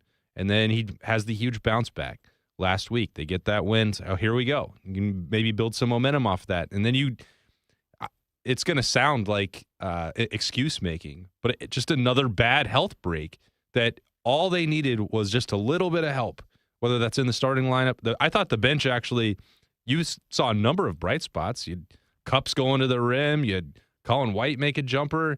Nagopov, 6-3. They had a number of different guys chip in that should have been enough to push them over the hump. But they were missing another frontline guy. And I think if they had either one of Mobley or Royal, they probably win that game. But they didn't. And there's no silver lining in college basketball, or at least for this Ohio State team. It'll go down as a loss. It's not going to go down as a quad one win. And it will not improve the resume. They didn't get better or worse based off that. Robbie Hummel should know Big Ten basketball. He played 10 years at Purdue, so he did a good job. Got a doctorate on that. Yes. in the Big Ten. Right, exactly. He's like Jess Settles from Iowa. Speaking of Iowa, that's where Ohio State will play on Wednesday at Iowa with a 9 o'clock tip there. And after losing, that's tough. Thitoff. I know. After we'll be counting on Bobby to. Yeah, it's basketball, Bob. Yes, we'll do that for sure. Thank God he's back. Well, he'll be rested and rejuvenated. Exactly. Yeah, will he be rested? Really? I will say, though, I do think yesterday was kind of a loss. Okay. At some point, and maybe not even from a resume standpoint, but the fact of the matter is at some point, they got to get one of these games and they got to get a quad one win. And now they're down to just 2 more opportunities. Really, yeah. And because that's it. Indiana and Penn State aren't going to be that. Now, maybe Wisconsin continues to hover right on that quad one line that maybe if they need win, Wisconsin to keep winning. They really do. And then the Buckeyes probably still need to win a game or maybe even 2 in the Big Ten tournament. But Like, this was much like the Virginia game, and frankly, a lot of their game. God love them. They will play you down to the wire, like, no matter how shorthanded they are, which I would argue speaks to not only how good Bruce Thornton is, because he definitely didn't go 5 of 13 yesterday. I'd argue it was a pretty good coaching job as well. But they flustered Michigan State with those zone looks. They did things to make it. Look, man, I'm not James Naismith, right? But when you watch a basketball game and be like, well, the Buckeyes are down there second, third, and then another decent bench player and Noel, and they're playing on the road against a top 15 Michigan State team, and they still basically get it down to, we'll call it the wire, last few minutes, give or take. I'd say it's a pretty good coaching job. Yeah. But nevertheless, like, at some point, you got to get one of these games. And I don't know. I think I said last week they needed to get, like, the Virginia game because they may go on the road to Michigan State and kind of get, like, worked a little bit. Maybe I'm wrong. Maybe they'll just keep battling and one of these games will finally flip. But now it's basically down to Iowa and Purdue.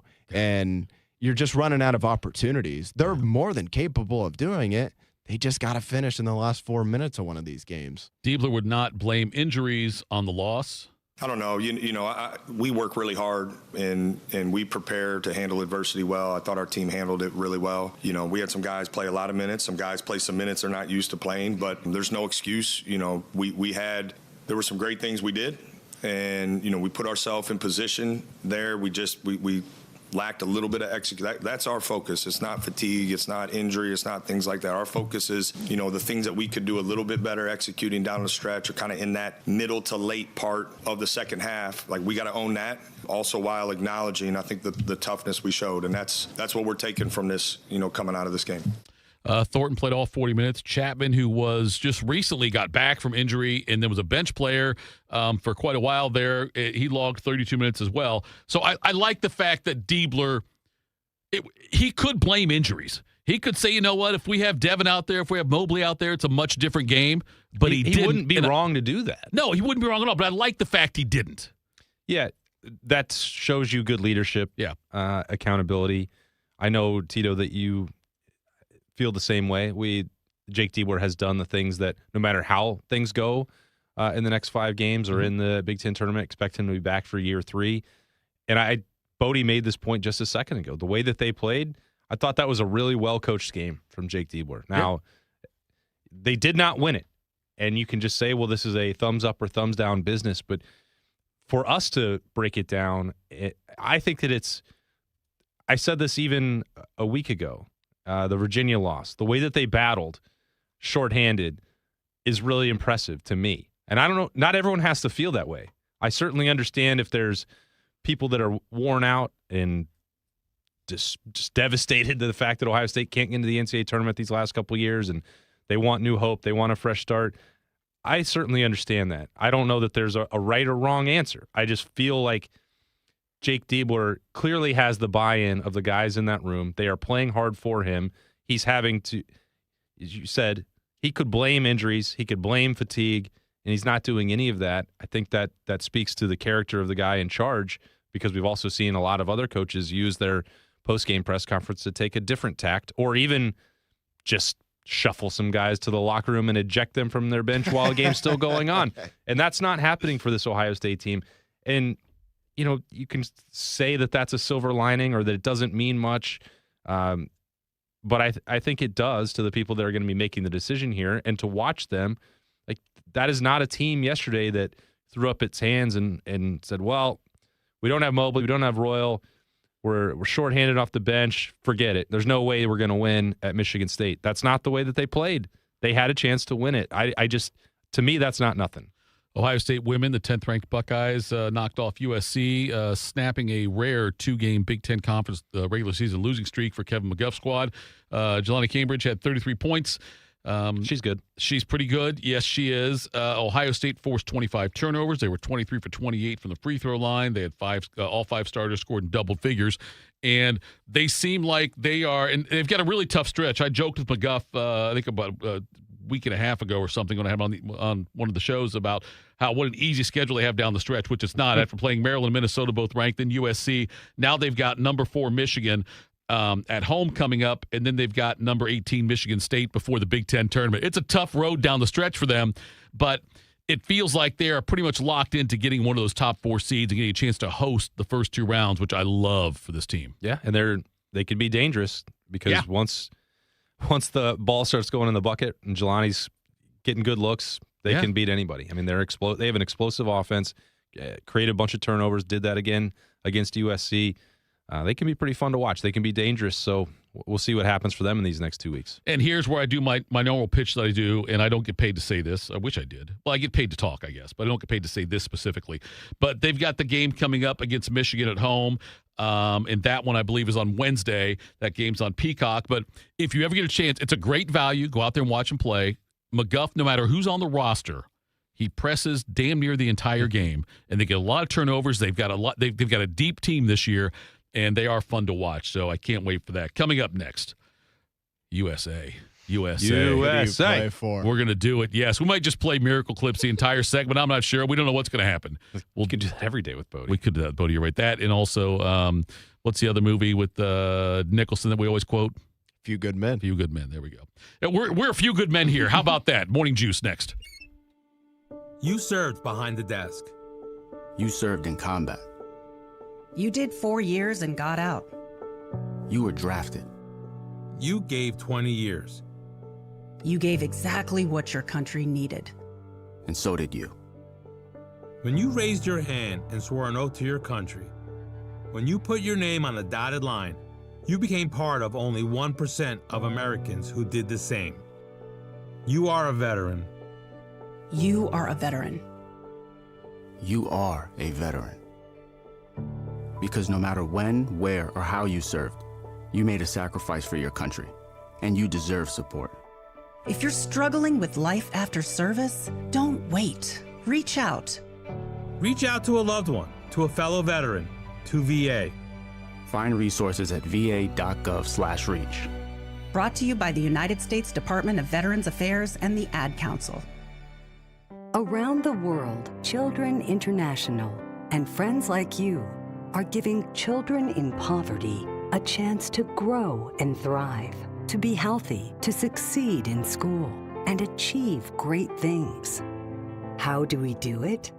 In the best way possible, by helping ensure access to healthcare, nutrition, and educational opportunities. And most importantly, by empowering youths and their families to get out of poverty and into employment through life skills, computer, and job training. The very tools they need to break the cycle of poverty and build futures full of promise. Because every child deserves a chance to realize their full and best potential. Learn more about how Children International is empowering children and families by going to children.org today. That's children.org. You know what hope is? Hope is action. Carving a path forward, even when it's hard. And kids who still know how to dream. They're the best pathfinders of all. So at Child Fund, hope means helping millions of children living in poverty worldwide to grow up healthy, educated, skilled, and so all those good things can come true for them. Safe. And that means safe at home, safe at school, and safe online. Hope means walking this path together, all of us. Because when we work together, we can do so much more. That's right. Hope includes you. Child Fund, because we need each other. To learn how Child Fund works with children in 23 countries to help them achieve their full potential, visit childfund.org. That's childfund.org. Attack and dominate. You're locked into Morning Juice. Sponsored by Riverside Bank of Dublin. Here's Bobby and Tito. All right. USA, USA, USA. The greatest hockey nation in the world. Okay. The United States of America. So, a lot of things I loved about this. I love the Goudreau stuff. Oh, the fact that was just emotional. I'll call it what it is. After the goal, I gave a fist pump. I was kind of clapping, and then they showed his parents. I got choked up. Yeah. Like, man, that was That pretty much sealed the deal for Miracle too. Like that. Okay, so, 46 years since the last gold. Well documented. And although you'll never be able to replicate what 1980 did, what 1980 meant. Well, Disney did. I know Disney did. That's fair. Yes. Live footage. Yes, right. Even. So, you'll never be able to, just the way, it would take a lot, with the way the world was at that point, the way where the USA was at that point, with the energy crisis, with the hostages, all that kind of stuff that was going on. And the Russians being these professional players, and U.S. only having, although I think a couple of guys did play pro hockey before the Olympics for the U.S. But anyway, nonetheless, it was a big victory yesterday. And I love the Goudreau part of it, the fact they brought the jersey out, they had it in the locker, and they brought it out. You see, the kids out there. All those things are wonderful, wonderful storylines. But it won't compare to, you can't compare it to 80, but still, it is pretty damn cool. And I saw, at least, like I told you, I was at a swim meet when they announced the goal, when the U.S. scored the game-winning goal there by Hughes. But and there was a buzz among people that are all there watching their kids swim.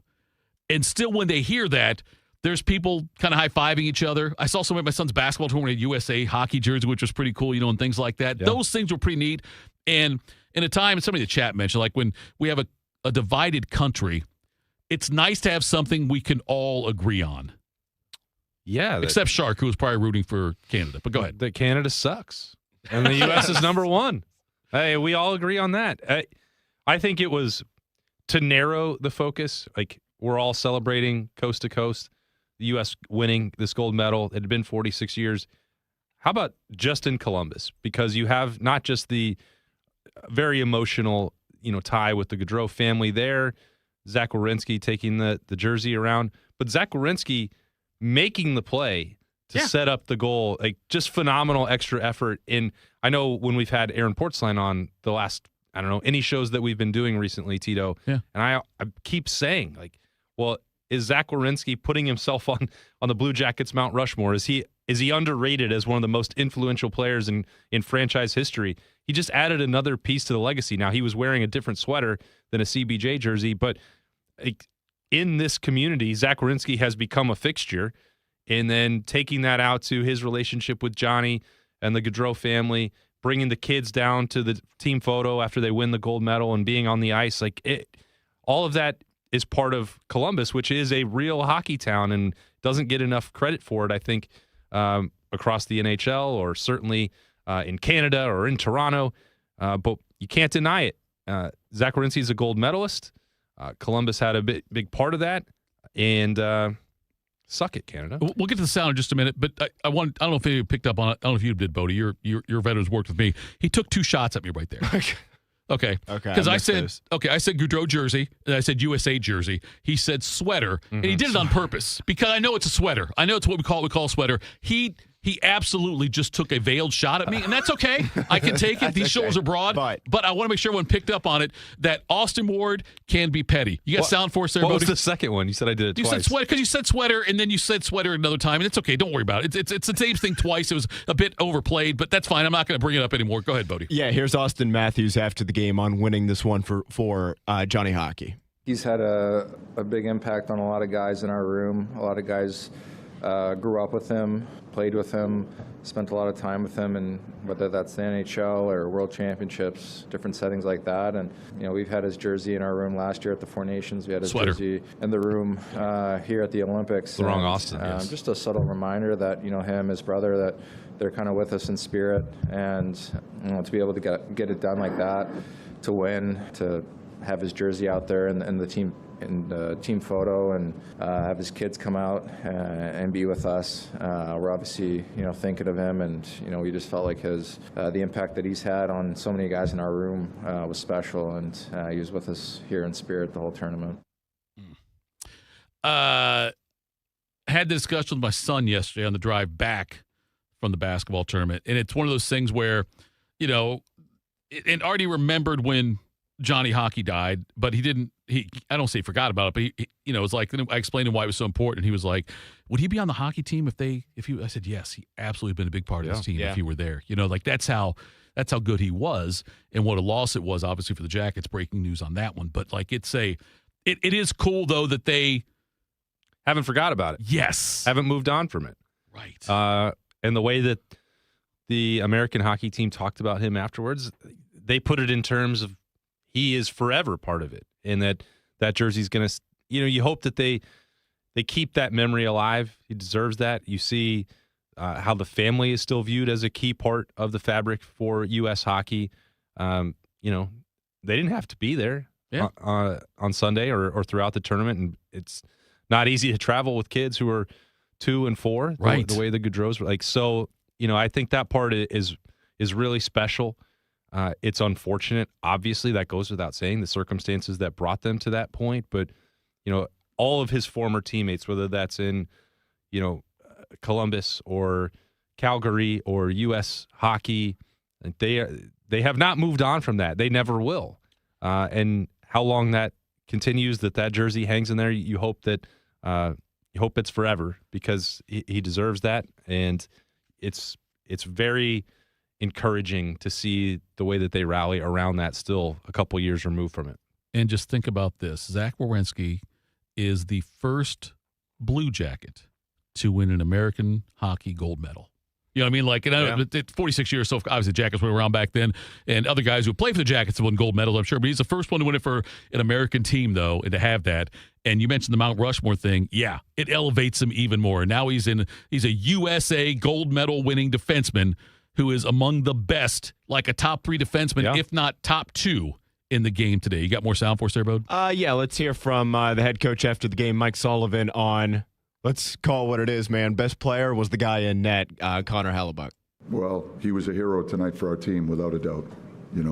He made a lot of timely saves throughout the course of the game. I think Connor was part of the foundation of this group from the get-go, dating back to the Four Nations and throughout the course of this tournament.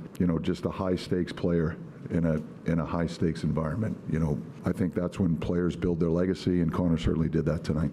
Yeah, I think, while you're watching swimming and trying to keep tabs on as best you could yesterday, Tito, like that first period and the way that the U.S. came out so aggressively, like this is going to be their day. This is going to be fun. And then it just shifts in second and third period, and you're like, oh my God, can they just hang around in this game? And Hellebuyck was standing on his head. He was phenomenal. And they caught a couple breaks. Canada had a couple looks, especially in the last 3 minutes of the game, with that power play where it's like, well, it was a great fight. It was a valiant effort. They're going to come up short here. Canada blew some chances. Like, let's put it the way it is. Like, U.S. had to get a little bit fortunate on some of those plays, but the rest of the time, Hellebuyck was doing some phenomenal work to keep the U.S. in the game. They simply don't win the gold without him. How much attention did you guys pay to the Olympics other than hockey? I mean, the Lindsey Vonn thing was an interesting story, but I don't think I paid much attention to anything else except for, in order, men's hockey, women's hockey. Yeah, not much. I think biathlon, I think, is fascinating. Oh, yeah. Late at night, maybe after some pops. We just got the skis out with a gun and went out in the neighborhood? Yeah. Because, well, now we have snow in the neighborhood again. Right, yeah. Great. Thought we were done with that last week. Buckeye Chuck told me that spring was coming, so that didn't work out so well if you look around right now on what's on the ground again. But I haven't been as into any Olympic Games, winter or summer, as I was when, I don't know. I don't know what changed. We all got older? Maybe. I don't know. We've had the thing, like 18-year-old Austin had a lot less to worry about than today's Austin. Right? I mean, I bet when I was 18, I was focused on things other than the Olympics, too. But they were fun things. They weren't like adult things. No, I don't know what's changed. I don't know if it's age, because I'll get a text from my dad about, I don't know, whatever's going on in ski jumping, and it's like, I'm not watching that. And it's Your also Highness got like a text from your mom. Did you? Just kidding. No, Your Highness did. Go ahead. It's a joke. Well, but it's also like 1 o'clock in the afternoon. Right. Or the curling stuff. I know when the U.S. men won the gold in that, I was certainly trying to watch as many of those games as possible. And I'd be getting texts from, my friends from the curling club about some of the matches for the men and women last week. I'm like, I'm not I'm not watching it. Did you see that shot? No, I didn't see that shot. I missed it. It was 9:40 in the morning, and I got a lot of Exactly, other things got a lot going on. my plate right now, other than watching curling. As much as I would love to. What do you think about the Canada cheating scandal? Well, Canada sucks. I think you already know how I feel about that. So I did not watch that much. The only thing that I think that was different was that I would normally watch a lot more of the curling than I did for this Olympiad. Okay, which was practically zero. Bodie, how about you? Did you watch much outside of hockey? And is there anything that could be done to make you watch more? Yeah, I didn't watch a ton outside of the hockey, and I followed both the men and women's. Wow, if I could say that word right. Women's hockey relatively closely. Sure. Didn't catch every game start to finish, and echoing off of Austin's point, even sometimes when the game was at 3:00 in the afternoon, it's like, well, it's the middle of a day, especially a weekday, like that can be a little tough. 8:00 was great. You know what? I've decided honestly, 8:00 every Saturday or Sunday morning. Yeah, that'd be fantastic. Let's do it. Don't know if the athletes would love that, especially back here stateside, but it was great for me. You need to get into F1 then, Bo. Okay, you just come with me there you go. Sunday mornings. Yeah, but waking up yesterday, and I was able to watch the whole game or whatever pretty much before my day got started for the most part. And like I said, on a Sunday morning, that's even more helpful. But I think, and this isn't even an Olympic thing. This is just like a life thing. Yeah. There's just so many things that like can get our attention now. Right. Sometimes for better or worse. Sometimes it's a show on Netflix, or sometimes it's maybe scrolling through social media for an hour, which is probably not the healthiest thing in the world. But you know what I'm saying? Like, I think we all can be guilty of like, unless it's our team, it's like, oh, here's a top 25 college basketball matchup. And I sat down and was watching some of the Michigan Duke game on Saturday evening into Saturday night. And then at one point, I started looking at my phone, and like 15 minutes had passed. I was like, yeah, I didn't see anything that just happened in this basketball game. And right. I'm admitting, yeah, nice. Hey, good for them. Yeah. Hey, number 1 Duke might be coming to South Bend tomorrow night. Oh. Upset alert? No, because Notre Dame men are not very good at basketball. And that's not like, I'm admitting that's bad. Like, it's not like I like wanted to do that, but you kind of just grab the iPad, you're checking out things, and then next thing you know, you've missed a chunk of the game where, unless it's kind of like my favorite team or your favorite team or whatever.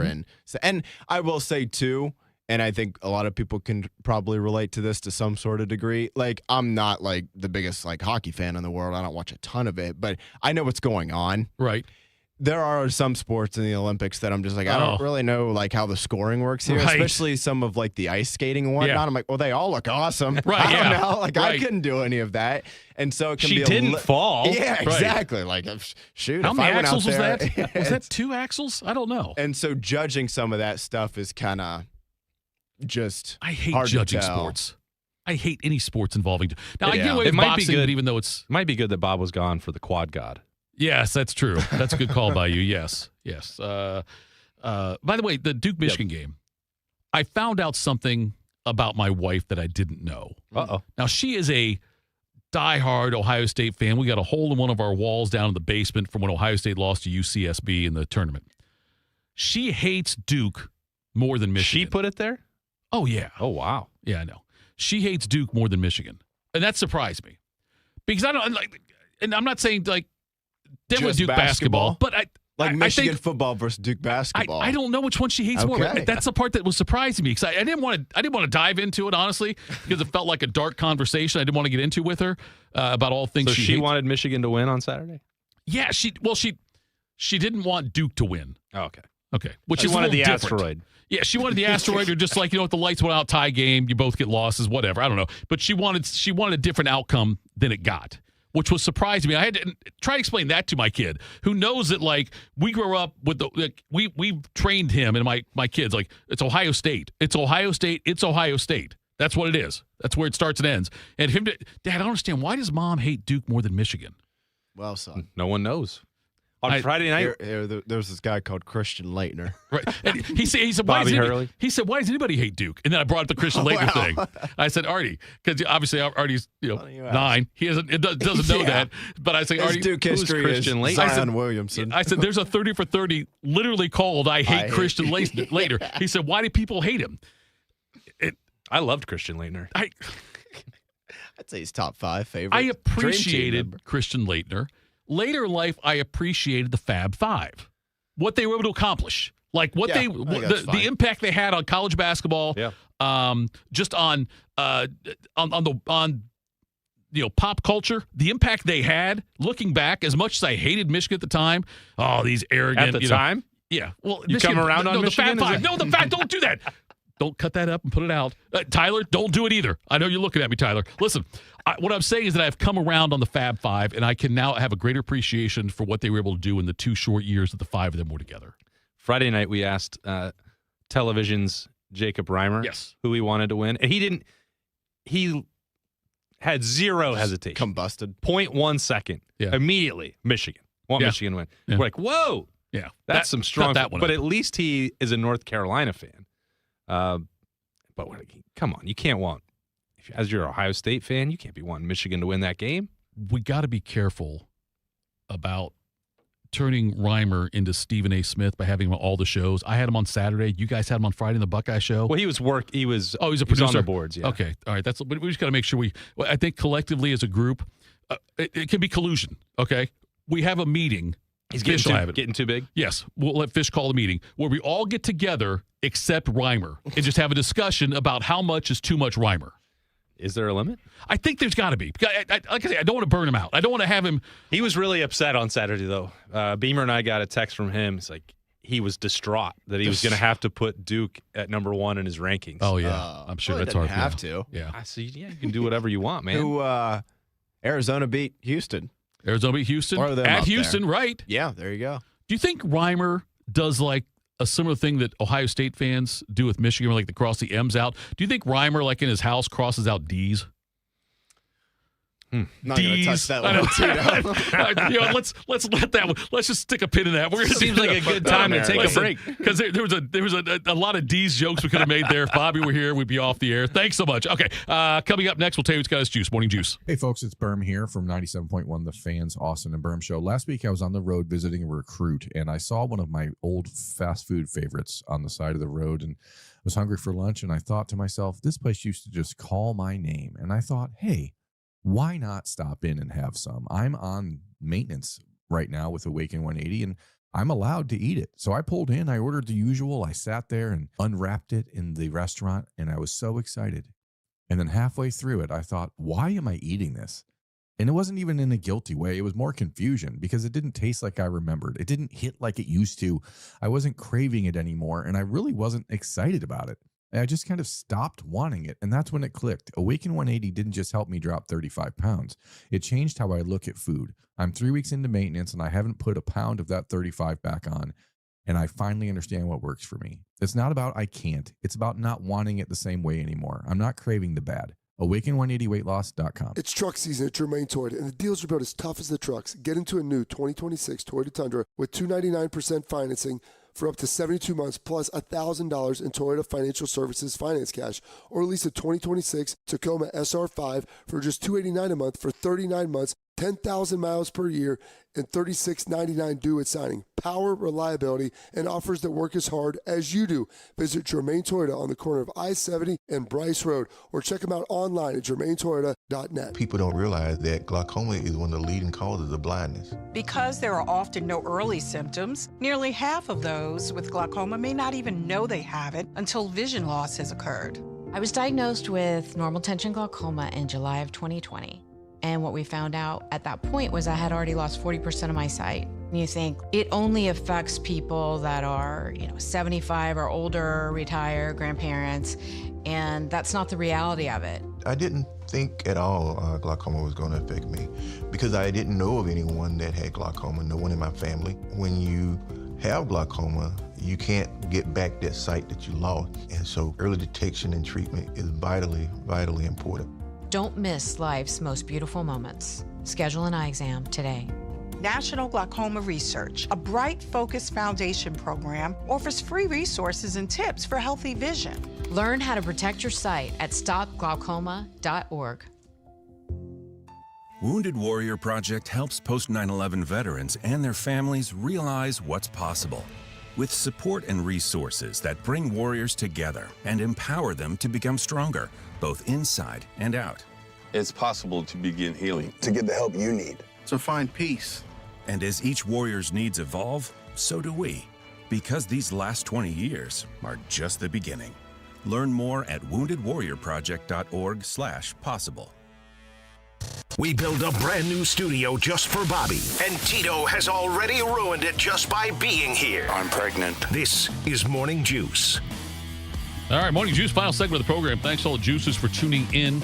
We appreciate that as always. And speaking of juicing and juicers and being juiced, here's what's got us juiced. What's got you juiced? Sponsored by Newman Roofing. For all your roofing, gutter, or siding needs, call Newman Roofing today at 614-NEW-ROOF or visit online at newmanroofing.com. It's a Monday. Bobby goes first. Since Bobby's not here, we will give that honor to Austin. Austin, what's got you juiced? I'm fired up because it's birthday week, Tito. Your birthday? Yeah, Saturday. 29. Big 2-9. I tried to make that joke with Liberty on Sunday. I said, yeah, I'm turning 30. I'm very excited. She's like, no, you're not. You're turning 43. Thanks, like, sweetheart. Who taught you how to do math? Like, let's get out of here with that.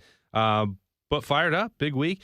The girls went out yesterday to I was covering and writing about the Ohio State-Michigan State game for Letterman Row, and so that we could talk about it with some level of intelligence this morning. And I don't know if we succeeded or not, but so they went to Bridge Park and Penns, and then on the way home, they decided to swing by like Ollie's bargain store. That's become their new thing, is to go find whatever cheap trash Nice. that's there. The hell with that landfill. Awesome. They came back, and I could just see Liberty's holding this bag, and I'm like, oh no, what is in there? She's like, she's got this grin, the you know what kind of grin, and she's like, we got you your first birthday present, Dad.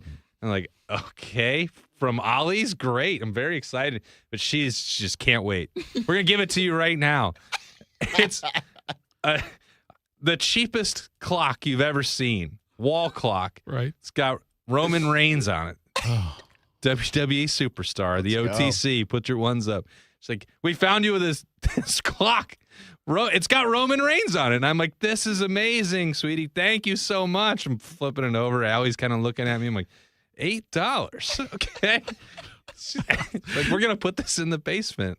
Like, we just finished the basement. I'm like, this $8 clock of Roman Reigns? You want to put it on the wall? Yes. Are you sure? That's okay. This one. I'm holding in my hands. Yeah. This one right Okay, here. when you say a Roman Reigns clock, Yeah. are his arms like the minute and hour hands? Now I would have been much more excited. Okay, I didn't know if that would happen. No. Well, because with Roman Reigns, I wish that this joke would land with you guys. It won't, but maybe people in the juicers. It's always 1 o'clock for Roman Reigns. Okay. Love it. I know you guys don't know what it means, but no I love idea, it. but I'll sign up for it. Okay. I'll wear the shirt. The sweater. Bodie, what's got Schleg's juice? Check your collar over there. BYOJ. Bring your own juice. Okay. You know it's not different knocking someone's junk off. What does the J stand for? Junk or juice? I don't know. Yeah, it's hard to tell. You're right. Wednesday juice today, guys. Monday. Kind of the worst day of the work week, but that's all right. Just to be in here with you guys. It was definitely just about watching the game yesterday morning. Basically, like we talked about a little bit last segment, Austin, you brought it up there. Pretty much started the second period through the end of the third. I'm like, yeah, we're toast. Like, Canada's going to score a couple times here, and one goal is not going to win this game. I loved at one point, it was literally 10 minutes left, like halfway through the third period, and the color commentator on the broadcast, is it Kenny Albert, right? Am I remembering that right? Yeah, he had mentioned, like, if we do go to overtime, it's 3-on-3, 20 more minutes, sudden death. And then the color commentator was like, yeah, Kenny, I think the U.S. would take that right now. And he's like, yeah, he's right. Like, I can't disagree, but it was just like 10 minutes to go, and you're already just like watching the clock be like, please get to zero, please get to zero. Because once you get it to 3-on-3, then you got a chance to score. The U.S. was playing great defense. I wasn't really like too worried about, not that Canada couldn't have scored, but wasn't too worried about potentially giving up a goal. I just wasn't sure how we were going to score again unless it got to overtime. And then we did, and awesome job there. Of course, like we mentioned, our very own Zach Werenski helping get the job done and get it over to Jack Hughes for the winner. Now Jack Hughes puts it around the car. United States with numbers. Walk across it comes. Jack Hughes wins it. The golden goal for the United States. For the first time since the 1980 miracle, the United States takes the gold. Jack Hughes beating Jordan Bennington. Tonight, or this morning, we are the greatest hockey team in the world. And speaking of great American wins over the enemy, last night in L.A., Peyton Pritchard, Jaylen Brown, and the Boston Celtics just destroyed the L.A. Lakers. And that had me super fired up, too, because 2-0 on the West Coast trip. And, Tito, there's 82 games, but that one always means a little bit more when it pops up on the calendar. Counts extra. It does. Okay, so you, Austin, happily married one time. That's correct. One time. Bodie never married. I'm on number 2. This story, I promise you're going to like this story. I shouldn't promise you because you might not like it. Busy weekend for the Thitoff family. Charlotte swim meet all weekend, like Friday, Saturday, Sunday swimming. And my wife, because she just likes to be busy, volunteers on the swim board. So she's out there running, like helping run the meet. So she's out there like dawn to dusk kind of thing. Bobby's a big fan of the whole volunteering process. Yes, he loves it, right? As we found out. Okay, she's out there doing that. My kid's got basketball. My son, Artie, other kid, has basketball. I should say other kid. Now it sounds disrespectful. No disrespect. Okay, we got a basketball. We know the power rankings. Basketball tournament out at Pickerington North. So it is a crazy busy weekend. East side. I got to watch my daughter swim a couple of times, but I spent a lot of weekend at Pickerington North. And then yesterday, after my daughter swims in the morning, she's got a bit of a break. So my wife and daughter come out to watch Artie play at a 125 basketball game at Pick North. We're doing warm-ups.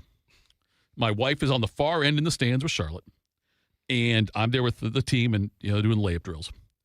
And I hear Artie say, "Dad, today's your mom's anniversary, right?"